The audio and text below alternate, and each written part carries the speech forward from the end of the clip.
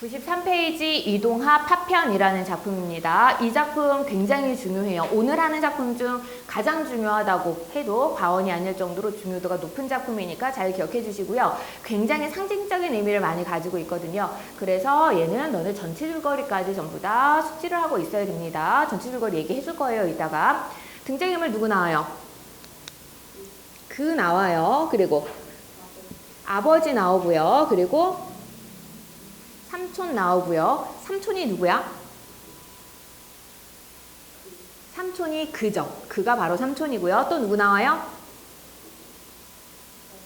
어머니 나오고요. 또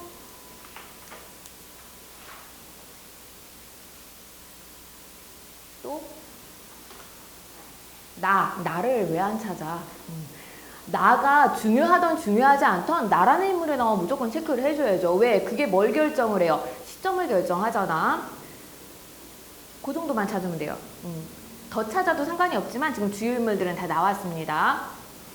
여기서 나라는 인물이 나와 있기 때문에 시점은 뭐예요? 내가 주인공이에요?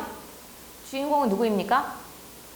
그가 중심이죠. 그에 대해서 좀 얘기를 하고 있어요. 시점은 1인칭 관찰자 시점. 시점은 1인칭 관찰자 시점입니다. 내가 나에 대해서 얘기하는 것이 아니라 내가 삼촌에 대해서 이야기를 하고 있어요. 그러면 갈등관계, 삼촌이 주인공이니까 삼촌이 어떤 갈등관계를 겪고 있는지를 너네가 확인을 해주셔야 되는데 갈등관계 하기 전에 전체 줄거리부터 이거는 설명을 할게요. 여기 보면은 조부 얘기가 잠깐 나오거든요. 제일 앞쪽에. 조부. 나의 할아버지는 해방이 되면서 몰락했어. 왜 그럴까요? 나의 할아버지는 왜 해방이 되면서 몰락했을까? 친일파예요. 나의 할아버지는 친일파야. 나는 친일파의 자손이에요. 그리고 이제 아버지가 있죠. 아버지는 뭐 해? 뭐 하는 사람이야? 아버지는 뭐 하는 사람이에요? 사사운동을 했다고 그랬어요. 사사운동을 했다는 거는 뭐예요? 사회주의자라는 얘기예요. 지방골 너무 잘 돌아가지 않아요? 이거 딱 보니까 작품 하나 떠오르는 거 있지 않아? 한 집안에 막 이렇게 친일파인 할아버지와 일본에서 독립운동을 하는 손주, 그래서 망했다 하는 그 태평천하랑 굉장히 좀 유사성이 어느 정도 보입니다. 그리고 삼촌이 있어요. 삼촌은 사실 할아버지가 밖에서 낳아온 자식이야. 아빠와 삼촌이 이복이에요. 그러니까 이복 형제인 거야. 그리고 아버지 밑에 이제 나라는 인물이 서술자로 등장하고 있고요. 아버지가 사회주의자인데 아버지는 어느 순간부터 보이지 않아요. 언제? 정부 수립을 전후로 하여 지하로 잠적했다가 6.25 발발한 해 전서부터는 영영 종적을 감추어 버렸다라고 되어 있습니다. 6.25 전쟁이 발발했어요. 이 상황에서. 6.25 전쟁이 발발했는데 아버지가 사회주의자니까 공산주의자. 어쨌든 그렇죠. 지금 마을은 어디 있어? 내가 사는 곳은 남한이에요. 이쪽은 어디? 남쪽이니까 북한에 대한 적개심이라든가 이런 것들이 굉장히 크겠지. 전쟁이 발발했을 때 어쨌든 삼촌을 비롯한 이 마을 사람들은 국군으로 참전을 하게 됐을 테고 분명히 수많은 사상자가 생겼을 거란 말이야. 그것 때문에 빨갱이 공산당에 대한 굉장히 큰 적개심을 가지고 있는데 나의 아버지가 사회주의자 공산당이라는 게 마을 사람들이 다 알고 있잖아. 그것 때문에 마을 사람들로부터 나와 나의 어머니는 굉장히 수모를 많이 겪어요. 옛날에는 우물에서 물 길어오고 했잖아. 그럼 우물에 가서조차도 막 사람들한테 굉장히 그 집단적으로 괴롭힘을 당할 정도로 굉장히 고통스러운 시간을 보내거든요. 아버지가 공산주의자라서 니네 아빠 때문에 우리 자식이 전쟁에서 죽었어 막 이런 느낌인 거야. 그 마을 사람의 입장에서는. 근데 그런 것들을 항상 삼촌이 그래도 챙겨줘요. 나와 어머니를 챙겨주고 지켜주고 하고 굉장히 밝은 성격이었어요. 삼촌은 긍정적이고 밝고 이런 착한 성품을 가지고 있습니다. 이런 삼촌도 이제 국군으로 전쟁에 참전을 하게 되는데 전쟁에 참전을 하고 나서 어때? 제대를 해요. 제대를 한 이유가 뭐냐면 다쳐가지고. 원래 크게 다치면 거기서 그냥 제대를 시켜주잖아. 그게 여기에 나와 있죠. 삼촌이 제대를 하고 집으로 돌아온 것은 전쟁 막바지 무렵이었다. 근데 삼촌이 어떤 모습이야? 굉장히 예전과는 다른 모습을 보여요. 우울하고 음침하고 이런 모습이에요. 수술을 몇 번을 하면서 그 몸에 박혀있는 파편을 제거하려고 했는데 나중에는 그것조차 어떻게 몸에 박힌 파편조차 거부를 하려고 합니다. 이렇게 됐을 때 나와 어머니 같은 경우에는 이미 전쟁이 끝나고 어쨌든 이 마을에선 더 이상 살기가 힘들어. 왜? 빨갱이 자식이라는 낙인이 찍혀 있기 때문에. 그리고 어릴 때 너무나도 여기서 고통스러운 시절을 보냈기 때문에, 괴롭힘 당하는 시절을 보냈기 때문에 나와 어머니는 서울로 이사를 가요. 서울로 이사를 가고 나는 성장을 한 다음에 결혼까지 합니다. 그 과정에서 아내에게조차도 나의 과거를 다 숨겨요. 그리고 이 고향은 완전히 잊고 살려고 그래요. 왜? 전쟁과 그 이전에 나의 고통이 있는 공간이니까. 나라는 인물의 성격은 그럼 어때요? 어떤 상처와 고통이 있을 때 그걸 정면으로 대결하는 성격이에요? 외면하는 성격이에요. 나는 현실의 고통을 외면을 합니다. 그냥 모른 척하고 덮어버리려고 그래. 생각하면 너무나도 괴로우니까. 이렇게 해서 서울에서 살고 있는데 삼촌은 그 이후에 제대를 하고 몸속에 파편이 박힌 상태로 있는데 조금 정신이 혼란스러운 모습을 많이 보여요. 예를 들어 사냥을 나갔다가 동물을 쏴야 되잖아. 근데 사람이 움직이는 걸 딱 봐. 그럼 사람을 쏴. 왜 그랬을까? 아직까지 전쟁의 상처가 남아있기 때문이야. 전쟁에서 분명히 그 오랜 동안 전투를 참전을 하면서 사람이 움직이면 어떡해? 내가 먼저 쏘지 않으면 내가 죽임을 당하겠지. 그런 것들 때문에 그런 사고를 계속 이제 일으키는 거예요. 그러다가 뭐 경찰서에도 갔다 오고 감옥에도 갔다 오고 이런 식으로 삼촌은 좀 평범하지 않은 삶을 살게 됩니다.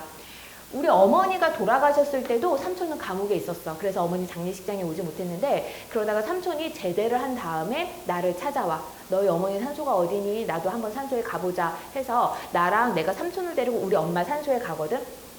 그 산소 앞에서 삼촌이 엉엉 울면서 형수님 잘못했습니다. 뭐 내가 죄송해요. 막 그래. 그리고는 나한테 뭐라고 얘기를 하냐면 너희 아버지 길은 언제다 라고 얘기를 해줘요. 아버지는 그 6.25 전쟁이 일어나기 한 달에 1년 전부터 잠적해버렸다 그랬지. 종적이 완전히 알 수가 없는데 삼촌이 우리 아빠 죽은 날을 알아. 그렇다는 얘기는 뭘까요? 삼촌이 죽였어? 너무 무서운데?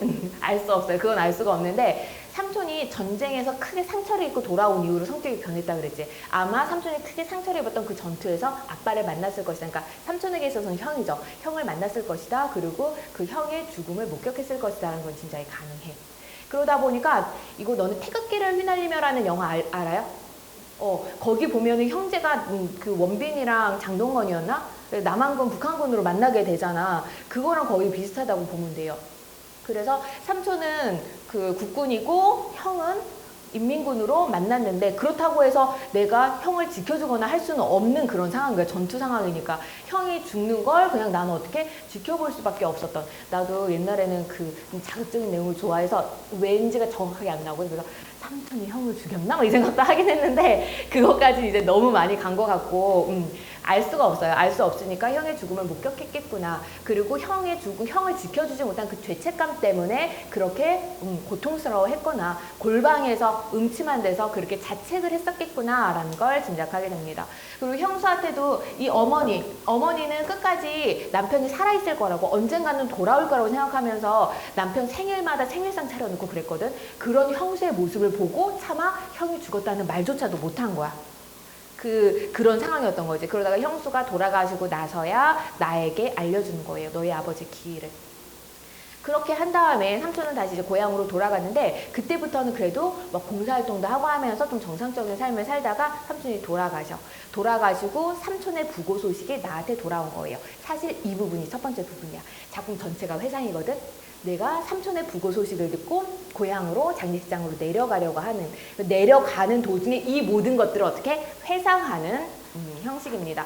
이 작품의 중요한 이유는 뭐냐면요. 우선 어떤 문학작품도 내용 문제와 표현 문제가 두 개가 모조리 다 어느 정도 문제 출제거리가 있어야 된다고 그랬잖아. 작품 구성상 전체적으로 역순행적 구성, 액자식 구성 취하고 있다는 것도 굉장히 중요하고 그리고 작품 내용상으로도 굉장히 우리 현대사의 비극이 잘 들어가 있기 때문에 중요합니다. 그리고 또 하나의 차이점은 서로 대립적인 인물이 나와 있어요. 6.25 전쟁과 분단이라는 아픔을 겪고 있는 나라는 인물과 삼촌이라는 인물이 있을 때 나는 어떤 방식으로 상처를 그냥 덮어버려. 외면을 하죠. 근데 삼촌은 파편을 죽을 때까지 담고 있다는 얘기는 뭐야?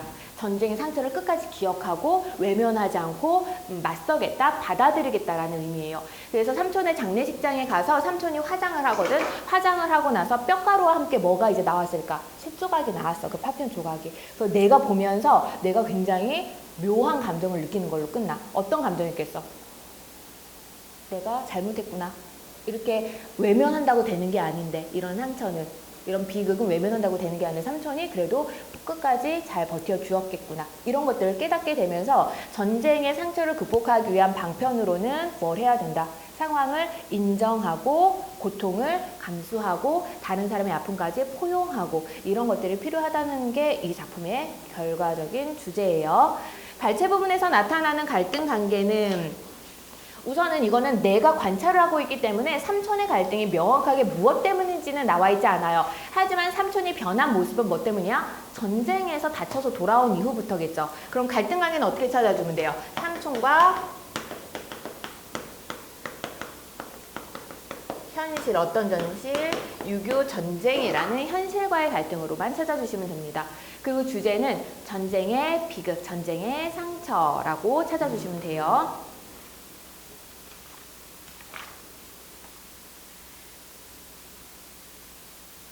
그 결말 부분까지 안다 그러면 전쟁의 상처와 뭐까지? 극복까지 찾아주셔도 되고요. 근데 여기 발췌 부분은 아직 결말이 안 나와 있는 부분이라 극복의 모습은 확인할 수가 없습니다. 서술상의 특징은 뭐 있습니까?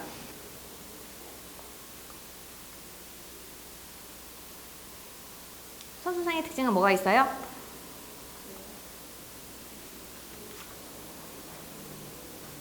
대화?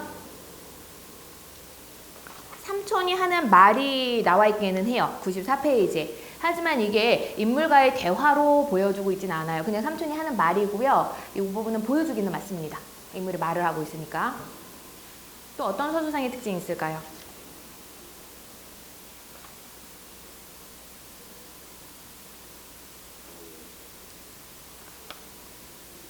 방언 사용하고 있죠? 삼촌이 말하고 있는 부분에서 방언 확인할 수가 있습니다.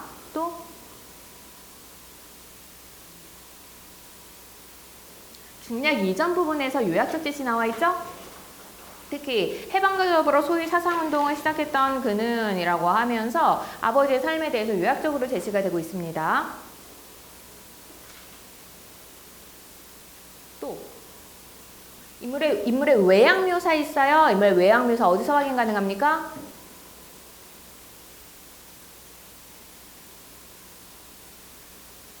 내 어머니 앞에서 그가 광목천으로 만들어진 근육 네일을 홀랑 벗어 보였을 때 나는 흡사 군홧발에 내질린 깡통처럼 흉측하게 짜부라져 있는 상흔을 정말 볼 수가 없었다. 이런 부분 외양묘사 나타나 있죠.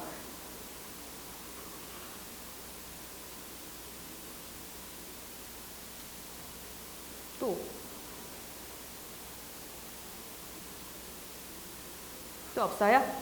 아무래도 1인칭 시점이기 때문에 1인칭 주인공이든 1인칭 관찰자든 1인칭 시점일 경우에는 뭐가 두드러질 수밖에 없어요?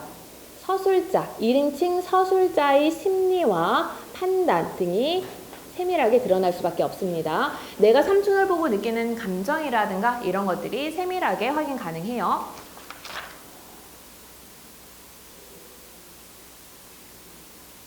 문제 볼게요. 1번. 윗글에 대한 설명으로 가장 적절한 것은 1번이죠. 회상을 통해 과거 사건을 요약적으로 제시하고 있다. 여기서 서술자가 나라는 서술자인데 나라는 서술자가 어린아이 서술자 아니죠. 성인이 된 서술자가 과거를 회상하고 있어요. 2번. A와 D와 관련된 설명으로 적절하지 않은 것은 답은 3번입니다. B 이후에 호련히 종척을 감추었던 아버지는 C 무렵 돌아오게 된다. 아버지 돌아왔어요? 안 돌아왔어요? 돌아오는 모습 나와 있지 않아요. 그리고 실제로도 작품 전체로 봤을 때도 돌아오지 않고요. 내용 확인 문제입니다. 이번 문제는 꼼꼼하게 지문 읽은 다음에 답 선택해 주시면 돼요. 3번. 보기를 참고하여 윗글을 이해한 내용으로 적절하지 않은 것은 답은 4번. 삼촌의 상흔을 보고 충격을 받은 나에 비해 그것을 다행으로 생각한 어머니는 거듭된 사건으로 상처에 둔감해졌다고 볼 수 있겠군 이라고 했는데 상처에 둔감해져서 그런 거예요? 죽지 않고 살아왔기 때문에 다행이라고 생각하는 거죠. 전쟁이라는 거는 하는 순간 진짜 죽을 수가 있는 거야. 큰 상처를 입었지만 그래도 살아왔다는 거에 다행이라고 하는 거지 매번 상처를 입으니까 그 정도면 아무렇지도 않다라는 느낌은 아닙니다. 1번 마을 사람들로부터 가혹한 수모를 당한 어머니는 아버지의 잠적으로 상처를 입은 존재에 해당하는 거 맞고요. 어린 시절의 기억을 진절이 나게 회상하는 나 또한 상처를 안고 살아가는 존재에 해당하고요.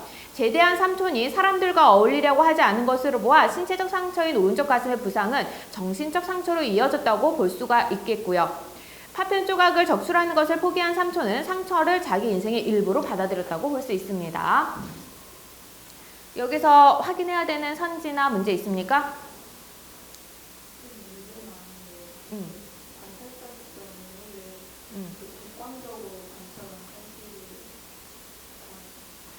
아니에요. 관찰자 시점은 1인칭 관찰자 시점은 주관적인 관찰이에요. 3인칭 관찰자 시점은 서술자가 어차피 작품 밖에 있잖아. 작품 속에서 어떤 영향관계를 미치거나 관계를 맺고 있지 않아. 그래서 완전히 동떨어져서 이걸 바라보기 때문에 객관적으로 바라볼 수가 있어. 어떤 누구에게 좀 더 친밀하거나 이런 게 없으니까. 근데 1인칭 시점일 경우에는 1인칭이 등장인물로 나타나요. 이 사람이 다른 사람과 전혀 동떨어진 신적인 존재가 아니라서 관계, 삼촌과 조카의 관계라든가 연인의 관계라든가 친구의 관계라든가 이런 관계를 맺을 수밖에 없어서 1인칭 관찰자 시점은 이 나라는 인물, 관찰자, 서술자의 관점에 따라서 인물을 바라보는 게 주관적이에요. 서술자가 내가 긍정적으로 생각하는 인물에 대해서는 긍정적으로 서술을 하게 되고 내가 부정적으로 생각하는 인물에 대해서는 좀 부정적으로 서술을 하게 되거든요. 관찰자 시점이라고 해서 무조건 객관적이진 않아. 다만 1인칭 관찰자 시점은 주관적인 시점으로 인물을 바라보는데 1인칭 관찰자더라도 대상에 대해서 크게 정서적 거리가 좀 없는 경우 있죠. 그 경우에는 객관적으로 서술이 가능해요. 근데 정서적 거리나 정서적인 얽힘이 있을 경우에는 주관적으로밖에 설명이 안 돼요. 또 설명 필요한 거 있어요? 없으면 넘어갑니다.